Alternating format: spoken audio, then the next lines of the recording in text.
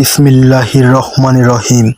আল্লাহ সুবহানাহু ওয়া তাআলা সূরা নিসার 2 নম্বর আয়াতে বলেন, আর তোমরা ইয়াতীমদেরকে তাদের ধন সম্পদ দিয়ে দাও এবং তোমরা অপবিত্র বস্তুকে পবিত্র বস্তু দ্বারা পরিবর্তন করো না এবং তাদের ধন সম্পদকে তোমাদের ধন সম্পদের সাথে খেও না, নিশ্চয়ই তা বড় পাপ।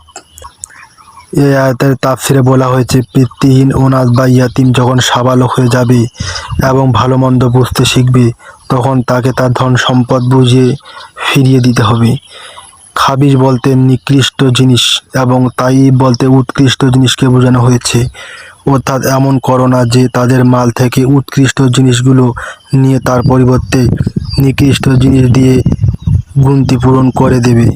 এই নিকৃষ্ট জিনিসগুলোকে খাবিজ বা নাপাক এবং উৎকৃষ্ট জিনিসগুলোকে তাইয়িব বা পবিত্র বলে আখ্যা দেওয়া হয়েছে।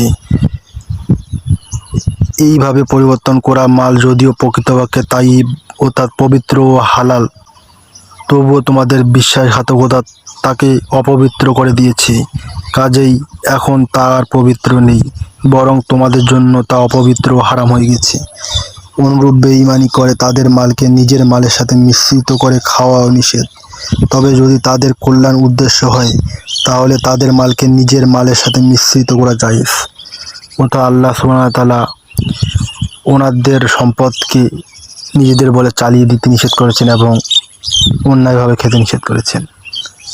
আল্লাহ সুবহানাহু ওয়া তাআলা সবাইকে বুঝার তৌফিক দান করুন। আমিন।